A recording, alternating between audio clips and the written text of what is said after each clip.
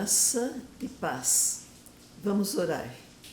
Paizinho, muito obrigado, Pai, porque o Senhor é o nosso Deus, é o nosso amparo, é a nossa alegria também. E o nosso pedido é que o Senhor esteja dirigindo este programa, Pai. Este tempo que vamos passar estudando a Tua Palavra. E pedimos a Tua bênção sobre todas as pessoas que estão necessitando do Teu socorro, Pai. Em nome de Jesus. Amém. Vamos lembrar de vocês se inscreverem no nosso canal para nos ajudar, para fortalecer o nosso canal. E também depois dar o gostei ou não gostei. Muito bem. Estamos estudando os profetas maiores. Estudamos Isaías e agora estamos estudando Jeremias. E no Jeremias vemos que ele começou o ministério dele no reinado de Josias, depois Jeoacás, Joaquim e Zedequias. Esse tempo agora, então, que nós estamos vendo, o terceiro rei, que, numa ordem cronológica, no tempo de Zedequias. Zedequias, então, vai estar nos capítulos de 21 a 28, mais o capítulo 30 até o 34, e os capítulos 37 e 38. Vamos lembrar que Zedequias, ele foi colocado no trono, no lugar do seu parente, da família de Davi, que era o Joaquim. Joaquim era novo e ele se entregou para Nabucodonosor. E ele foi levado cativo para a Babilônia. E Nabucodonosor colocou Zedequias, então, no lugar de Joaquim. A mensagem de Jeremias é sempre a mesma. A primeira era: voltem-se a Deus. Lembre-se da aliança, lembre-se da lei. E ele falava: já estamos no cativeiro. Nabucodonosor já estava governando, já era uma realidade. E dizendo que era para eles escolherem se submeter a Nabucodonosor e ser levado para a Babilônia, ou permanecer em Jerusalém e ser morto. Fome, peste e guerra. E o Zedequias, ele era fraco. Então, ele vai muitas vezes pedir que Jeremias ore, mas ele não tomava posição com aquilo que Jeremias falava. Então, Zedequias envia Pazur e Sofonias. Pazur era presidente do templo e Sofonias era vice-presidente. O Pazur já tinha colocado o Jeremias no tronco um dia por causa da mensagem de Jeremias. Então Zedequias fala para eles irem para que Jeremias orasse em favor da cidade. Aí Jeremias ora e manda a resposta: Jerusalém será destruída e vocês vão escolher, tem caminho da vida e caminho da morte. Os que ficarem rebeldes à Babilônia vão morrer. Os que se submeterem à Babilônia, a Nabucodonosor, vão ser levados para o cativeiro e Deus vai cuidar deles. Essa era a mensagem de Jeremias sempre. Também Jeremias tinha uma mensagem para a família real, que era para eles praticarem a justiça, não matar inocentes, não explorar estrangeiros, órfãos e viúvas. E a mensagem era essa: se vocês obedecerem, vocês permanecerão no trono. Serão os descendentes de Davi reinando, como foi prometido para eles. Mas eles teriam que se submeter àquilo que Deus estava mandando. Era para eles aceitarem o governo de Nabucodonosor. E Jeremias lembra, ele profetizou para Joacás, para Joaquim e para Joaquim. E tudo o que ele profetizou aconteceu. Mas no meio dessa mensagem de cativeiro, de desobediência, havia uma mensagem de esperança. E Deus mandava Jeremias dizer que depois de castigar o rei e o povo, sobraria um remanescente, aqueles que estavam esperando no Senhor. Então, esses voltariam à terra prometida. Deus daria líderes para cuidar deles. E aí, então, também vem a mensagem do descendente do rei Davi. Será chamado Senhor, nossa salvação. Era a profecia do Messias, descendente de Davi, que foi prometido lá no capítulo 3 de Gênesis. Também Jeremias tinha mensagem contra os profetas. Vocês mentem, vocês adulteram, vocês ajudam os que fazem mal. E vocês reclamam que a mensagem de vocês é carga pesada. E Deus manda dizer que vai ser erva amarga e água envenenada, porque vocês vão sofrer. Os profetas, sacerdotes, o governo que não obedecerem vão sofrer. E Jeremias tem uma visão. Deus mostra para ele 2 cestos de figos. Um cesto de figos maduros, que amadurecerão, figos sadios, e um cesto de figos murchos, que você vê que não vão amadurecer. E os figos maduros, os bonitos, são a apresentação do povo que vai para a Babilônia, que Deus vai cuidar deles lá. Eles vão prosperar. E os figos murchos, feios, são aqueles que vão ficar em Jerusalém, vão ficar em Israel, ou que vão fugir para o Egito. Vão morrer, vão sofrer desgraça, zombaria, pragas, guerra, fome, doenças, e vão desaparecer. Os que forem para a Babilônia, Deus vai estar dizendo que vai tratar com bondade e vai trazer de volta. Cuidarei deles e colocarei neles um coração que reconheça que Deus, o Deus de Abraão, de Isaac e de Jacó, é o único Deus, o único Senhor. Então a mensagem era sempre essa: o povo vai ser levado para o cativeiro, prisioneiro. E a mensagem de Jeremias também era para as nações. Então aparecem todos os vizinhos de Israel: o Egito, Gaza, Edom, Moabe, Tiro, Sidom, Arábia e outros. Deus dizendo: mandarei guerra. Não vai ter mais cânticos nem festas, vocês vão ser banidos, vão ser escravizados. 70 anos. E depois a Babilônia vai pagar também. Era essa mensagem que Deus mandava que Jeremias falasse para Israel e para as nações. Se o povo não mudasse, não se voltasse para Deus, a mensagem era essa: o templo será destruído e a cidade de Jerusalém também. Eles não suportavam essa mensagem, porque eles achavam que o templo protegeria eles, que Jerusalém nunca seria invadida nem escravizada. Então, Jeremias dizia: vocês têm que se voltar para Deus, na aliança. Se vocês se voltarem, Deus vai mudar a sorte. Mas se não voltarem, vão continuar nesse cativeiro e pior ainda. Aí o Jeremias vem com um ato simbólico, uma canga de madeira com tiras de couro. E ele diz assim: vai ser a situação de Israel, de escravidão maior ainda. Agora, os que obedecerem, Moabe, Edom, o próprio Judá, os que obedecerem vão ficar na sua terra, vão cultivar, vão morar, vão ter o cuidado de Deus.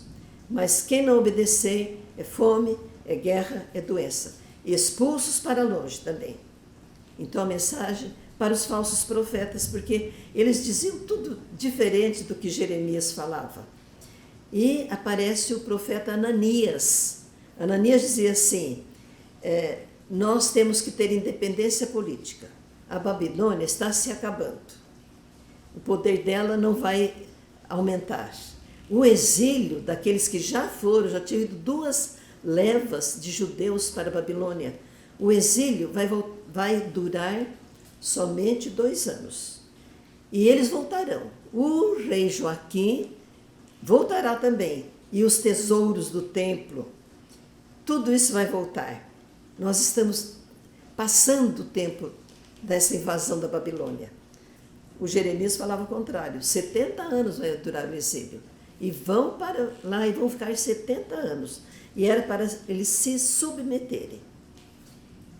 O Ananias ficou tão bravo, pegou a canga do Jeremias, jogou no chão, bateu no Jeremias com a canga, e Jeremias falou assim, não adianta, Deus está mandando dizer que ele vai colocar uma canga de ferro para Israel e para as nações. A Babilônia vai sofrer depois, mas primeiro ela vai trazer o sofrimento para as nações. E o Ananias vai morrer este ano. E a história diz que no 7º mês, Ananias morreu. Então, os profetas, quando Deus fala, as coisas acontecem. Quando o profeta é falso, a coisa não acontece. E sempre no meio dessa mensagem havia as promessas de Deus. Do capítulo 30 até o 31 é chamado Livro do Consolo. Deus falando que vai ter restauração. Eles vão voltar para a terra prometida. E nessa vinda vai ter um novo rei, descendente de Davi. Vocês ainda virão adorar aqui em Jerusalém e gozarão de misericórdia e de prosperidade.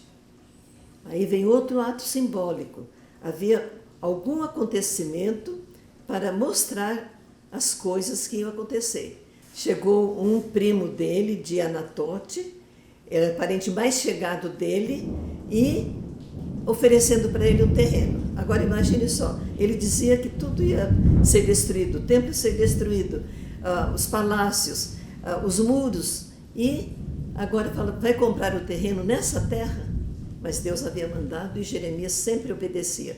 Então ele compra o terreno, eles põem um pote de barro, registra tudo, o Baruque registra e coloca aquele documento naquele pote de barro com garantia de que aquilo ia durar muito tempo.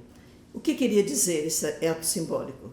Esta terra ainda vai ser restaurada e ainda que vão comprar terrenos, vão plantar, vão viver, porque era o propósito de Deus.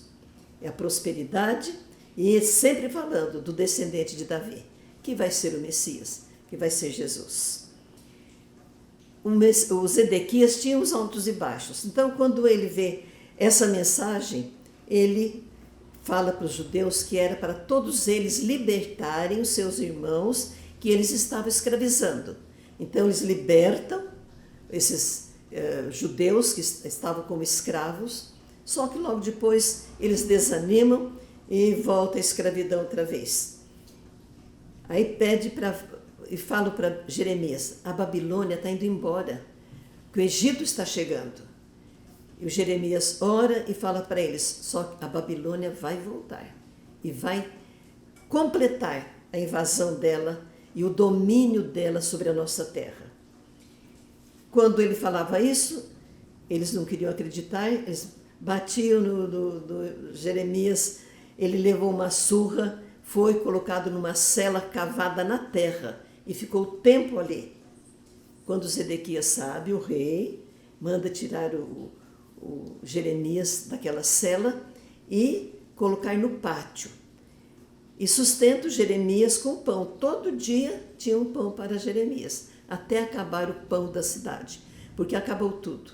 Eles chegaram, mãe, comer filhos, porque a fome era tão grande. A doença e guerra, então o horror que eles estão passando ali, nesse tempo que são os últimos tempos de Judá, do reino de Judá. Aí, algumas autoridades, os Cefatias, os Gedalias, Jucal e Pazur, ouviram o Jeremias falar dessa invasão e de que o templo seria destruído e que quem ficasse lá ia morrer. Eles pegam Jeremias e põem numa num poço profundo, fundo, um poço de lama, e largam o Jeremias lá. Ebed-Meleque é um eunuco, eu acho que é da Etiópia, e ele vai falar para o rei. O Jeremias está num poço lá, ele vai morrer, não tem comida, e ele está lá na lama, e o rei manda o Ebed-Meleque tirar o Jeremias do poço. E ele vai então e tira o Jeremias do poço. E o Jeremias fala para o rei. A mensagem continua a mesma. Quando Zedequias pede conselho a Jeremias: se você se entregar, você, a autoridade, a sua mulher, os filhos, se vocês se entregarem, vocês terão vida. Se não se entregarem, vão morrer. Mulher, filhos, vão para o exílio e vão morrer na Babilônia. Aí, nesse tempo, o cerco da Babilônia em volta de Jerusalém, há muita tristeza, há fome. E aquilo que foi dito lá em Deuteronômio, as coisas horríveis que aconteceriam na infidelidade de Israel, estava acontecendo agora em Judá. Fome, doença, estrupo, canibalismo, tudo acontecendo ali. E a profecia era essa, que a cidade ia ser arrasada. Eles entram por uma brecha, aí invadem a cidade, destrói o templo, queimam os muros, os palácios, e aquele cerco e aquele medo que eles estão passando. E nesse tempo que eles vão levar a terceira leva de judeus para a Babilônia, que vão os pobres. Tinham deixado os pobres, agora leva outra leva de pobres, de artesãos, e a terceira leva para a Babilônia. E o Zedequias, ele se rebela, ele quer fugir, mas ele é preso. Os filhos dele são mortos. Eles cegam o Zedequias, furam os olhos do Zedequias, e ele vai sob correntes, levado para a Babilônia, conforme Jeremias havia dito. Esse é o terceiro grupo. Agora é a conclusão completa agora, o domínio da Babilônia sobre Israel. O Nabucodonosor, ele fala para o comandante dele, o Nebuzaradã, que ele cuide de Jeremias, que era... O Jeremias podia escolher se ele queria ficar na Babilônia, em Jerusalém, ou ir para a Babilônia. Ele resolvesse. E era para ele dar para suprir o Jeremias suprimento e liberdade. Ele era o único, então, que teria toda a liberdade de fazer o que queria. E o comandante ficou esperando o Jeremias resolver. Ele não resolvia, então ele falou: você vai ficar com Gedalias.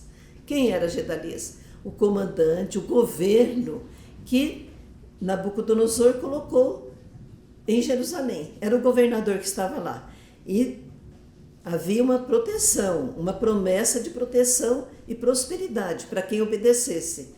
Então, o Gedalias estava com um grupo recebendo o conselho, recebendo provisão e proteção do governo da Babilônia, do Nabucodonosor. E há então um grupo, aquele grupo que estava obedecendo, estava aceitando o jugo da Babilônia. Mas se levanta outro grupo, um grupo contrário, comandado por Ismael, e eles vêm, uma pessoa vem para o Gedalias e fala: o Ismael vai matar você. E ele não acredita. E realmente ele vem e mata o Gedalias. Então fica aquele grupo órfão, aquele grupo que não sabia o que fazer. E eles então vão recorrer a Jeremias. Enquanto isso, a cidade está num grande sofrimento. aquilo que foi falado, avisado lá em Deuteronômio, nos discursos de Moisés. As bênçãos prometidas, se eles fossem obedientes, fiéis, guardassem a lei, e também o castigo que eles sofreriam se eles se esquecessem do Deus que os tirou da escravidão no Egito, o Deus de Abraão, de Isaque e de Jacó. Então, esse grupo que quer obedecer está precisando de um conselho. E nós vamos ver na próxima aula como que vai aparecer o conselho, a profecia para este grupo. Vamos ler, vamos estudar. Tem muita coisa boa, muito pormenor no livro de Jeremias. Ele é o maior, o mais extenso livro da Bíblia.